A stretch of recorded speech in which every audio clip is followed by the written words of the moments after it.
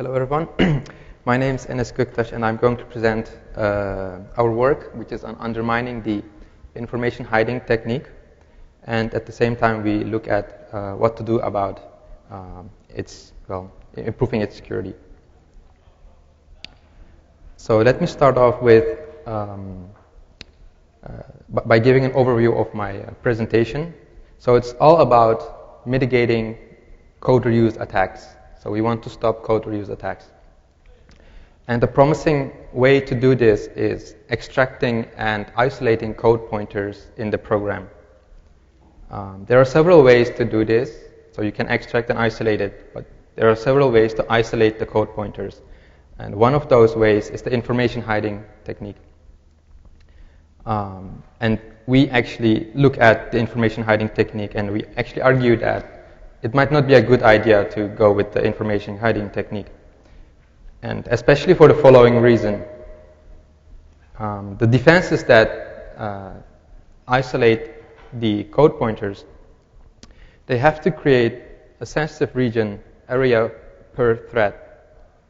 And the problem is, the more threads you spawn in the program, the more sensitive regions you have in the memory space. So this hurts the information hiding technique, because information hiding technique tries to actually, it trusts that the address space is so large that the sensitive region cannot be found by the attacker. And by actually getting more and more sensitive regions in the memory, you increase the chance of finding such a region. One part of these defenses that protect the stack is SafeStack, and this is available in the production compiler LLVM. And we look at this implementation, and we reveal that you can find such a sensitive region like the SafeStack within seconds. So there are several ways to hide these isolate these sensitive regions, and since information hiding is being used now, we looked at what we could do about it, and we developed the authenticating PageMapper that hardens the information hiding technique. So let me start with explaining what is a code reuse attack by going over an instance of by going over an code reuse attack instance, the rope attack. So on the right side of the slide, you see the memory layout of a process. These are the common regions that are available in the process memory. So you have a code region, a data region, a heap, and a stack. The heap contains the dynamic data, and the stack contains the execution context of the program. So what an attacker does in a rope attack, it injects a fake stack in the program, and this fake stack contains code pointers that define a fake execution context. But by using a memory vulnerability, the attacker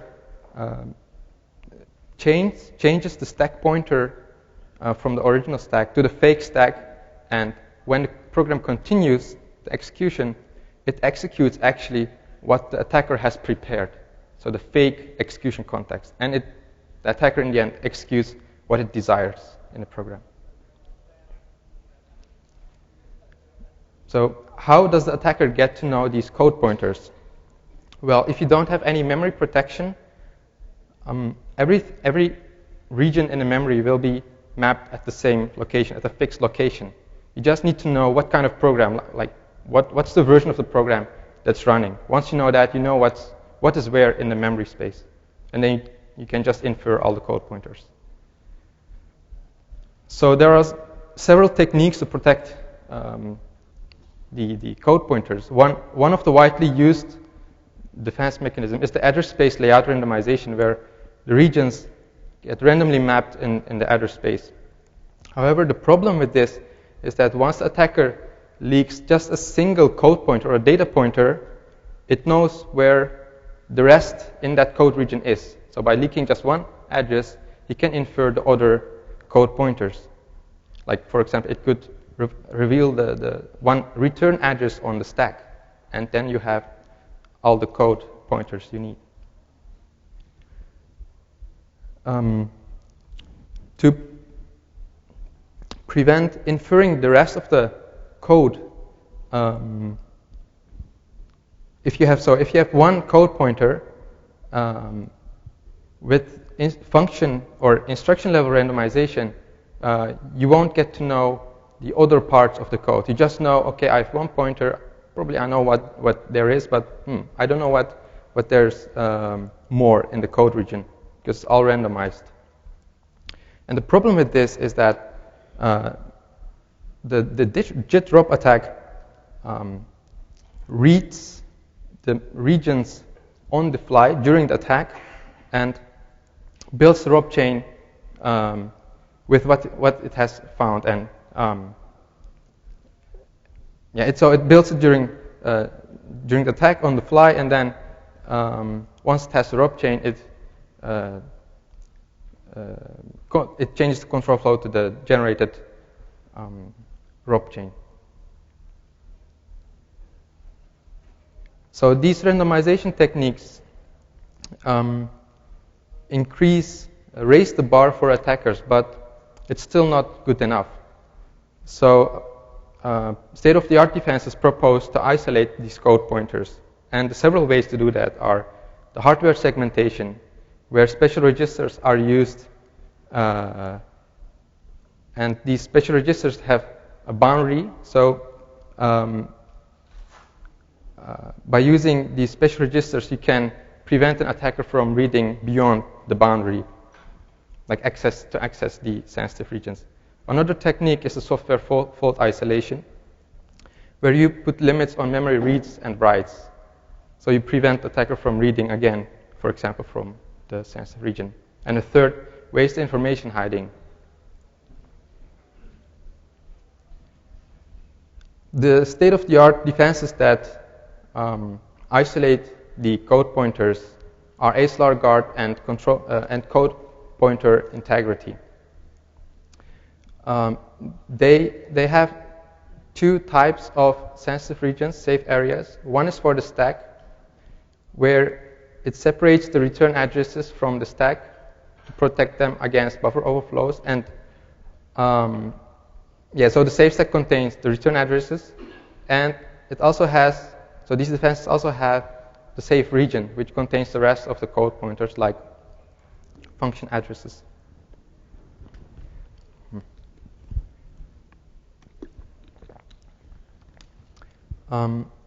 And our focus will be on the SafeStack, which is also now available in the production compiler LLVM.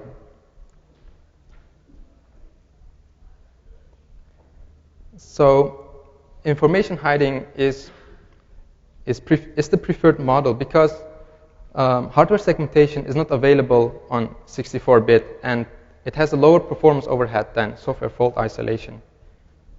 The idea of information hiding is, you separate the code pointers in a safe area, and then you ensure that there are no pointers to these safe areas. And then another assumption is that these safe areas have a very high entropy, so they are very hidden in the memory address space. So we looked at both of these assumptions, and we found several pointers, unexpected pointers, and I would like you to look at the paper for the pointers, and we are going to focus on the high entropy of the second assumption of information hiding. So let me give you an idea of what entropy is. Entropy is the degree of randomness, and this is given in bits. So let's go over an example. Let's say we have a 3-bit address space where we have 8 blocks of 1 byte, and we want to hide 2 bytes in this address space. 2 bytes can be represented as 2 to the power of 1. So it consumes 1 bit of the 3-bit address space. So the entropy reduces from 3 bits to 2 bits. And you can read this in 2 ways. So if the attacker so if you say, okay, what is his hit chance? If he randomly tries to hit the sensitive region, what's the chance of hitting the sensitive region? In the case of 2 bytes hiding it in a 3-bit address space, this would be 25%. And if you would look at the number of probes it would be 4 in the worst case. If you double the size of the sensitive region, the entropy reduces, because 4 bytes can be represented as 2 to the power of 2, which means that the sensitive region consumes 2 bits of the 3-bit address space. And then you can read this as there's a hit chance of 50%, or the attacker needs at least, in the worst case, 2 probes. And if you double it again, this would reduce to 0 bit of entropy, and there would be a 100% hit chance. So now let's look at the 64-bit address space. Let's say you want to hide 1 byte in the 64-bit address space. Since this byte can be placed anywhere in the address space, the entropy is 64 bits. However, there are several reasons this entropy can reduce. For example, Linux, the user space of Linux uses 47 bits of entropy. It uses 47 bits of the memory address space. So the entropy would be 47 bits for this 1 byte. If you want to use 1 byte in the address space, you have to allocate 1 whole page, which is 4 kilobytes, which can be represented as 2 to the power of 12. So the entropy reduces by 12 more bits, and entropy becomes 35 bits. Okay, now if we look at the SafeStack, the default stack size in Linux is 8 megabytes, and for compatibility reasons, SafeStack has the same size. So allocating an 8 megabyte sensitive region in the memory address space would reduce the entropy by 11 more bits. So the entropy is 24 bits for the SafeStack, for 1 stack. So, however, the entropy can reduce even more, as you would expect, if you spawn more and more threads. So you force the program to legitimately spawn as many threads as possible. So having 1 more thread spawns another stack, and the sensitive region in the memory address space doubles, so the entropy reduces by 1 more bit. Spawning 2 more threads reduces the entropy to 22 bits, and if you would spawn 128k threads, the entropy would reduce to 7 bits. So the worst case number of probes you would need drops to 128. However, the entropy of mmap in Linux is 40 bits. So in this case, the entropy would reduce to 0, and you would have a worst case number of probes needed of just 1. So we looked at thread spraying in different applications. We looked at Firefox, Chrome, and MySQL. We found that in Firefox, the number of threads you could spawn in JavaScript is unbounded. So you could, in theory, drop the entropy to 0. In Chrome, the number of web workers you could spawn was about 50 to 60, but changing a global variable allowed us to spawn 250 web workers. We think that by looking at other global variables, one could find other ways to increase this number. In MySQL, we were able to increase the number of threads from 150 to 1K. And we think the same for MySQL. We had contact with Firefox, and Firefox is going to look into it, and they're going to put a limit in the number of threads. And to show that it is actually practical, we developed a proof of concept in Firefox, where we spawn like 2,000 threads, and we use a cache memory probing to find like a safe stack, and we were able to find a safe stack within 3 seconds. This is just to show that you can do this with reasonable resources.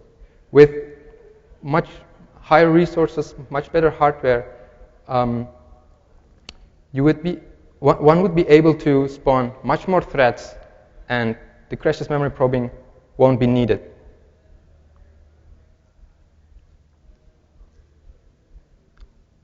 So information hiding is still going to be used, we expect. So we thought what we could do about it, and we developed the authenticating PageMapper, which is based on 2 observations. The active space on the stack is actually much smaller than its actual size. So you could just protect the unused memory region in the stack. And the access to the stack, or the sensitive regions, has a well-defined access pattern with which you can authenticate the access to it. So it registers the unused pages and authenticates its first access. It does this. We do this by installing a user-level page fault handler. Then any access to the registered page gets authenticated by this page fault handler. So how does authenticating PageMapper work? So here we have a stack that has an active region that has been accessed by the program, and an inactive region that has not yet been accessed. So let's say the program wants to use more stack space. It subtracts a value from the RSP, it moves the stack pointer, and then it tries to write a value to the stack. In this case, the page fault handler will trigger, and it will check for the following. It will check the following comparisons. It will ensure that, or it will check whether the stack pointer is pointing between the current stack pointer and the stack base. If it does, then it releases the page, and the program can continue. But if there's a probe into the inactive region, the page fault handler will trigger again and check for the comparison. And since this location is not between the stack pointer and the stack base, it will terminate the program. However, there are some issues with this. So an attacker could follow the pointers we found and get to the base. Or he could probe the memory in such a way that he would not touch the inactive region, but he would touch the active region before getting to the inactive region. So if it starts probing from the high address, it would get to the active region first.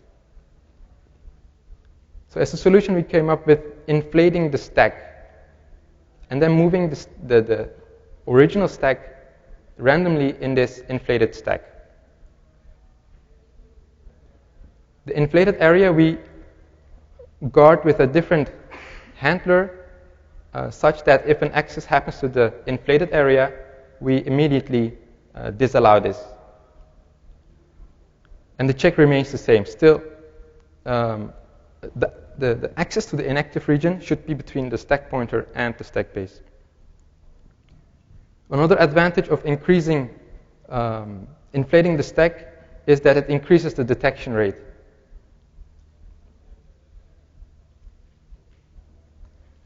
So we evaluated the performance overhead of APM with SafeStack on spec CPU and browser benchmarks in Chrome and Firefox. And we had negligible overhead.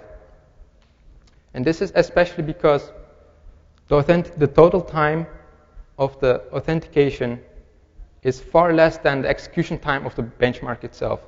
And the authentication only happens once. Once the page is released, the page won't be guarded again. So it's only one time check.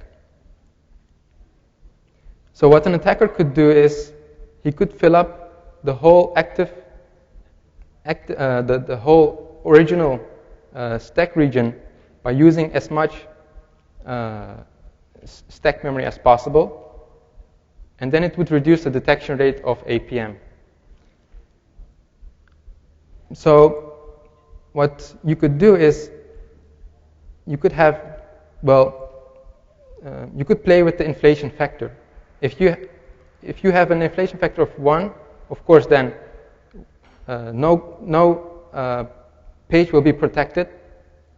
If the whole stack region is used by the attacker, if you have an inflation factor of 2, once the attacker uses up the whole original stack region, you will still have the half of the inflated stack area protected.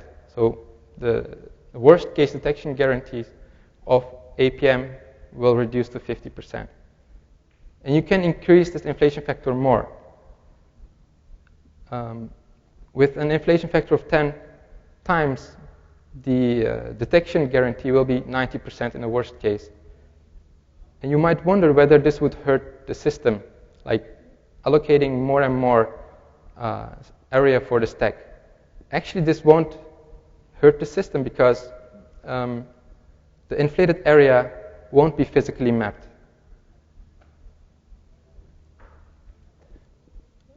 There are limitations of APM. For example, if the application itself is storing pointers to the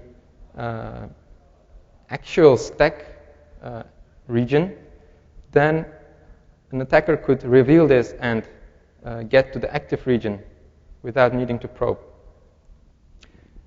Another limitation is that an attacker could use side channel attacks to find out where this active region is, like maybe cache side channel attacks. To conclude my presentation, we demonstrated an efficient way to locate a sensitive region, and we named this new way the threat spraying technique. And we believe that stronger isolation techniques should be preferred over information hiding, and authentication PageMapper is a possible solution to harden information hiding until software fault isolation can be widely deployed. Thank you for listening, and I would like to answer your questions.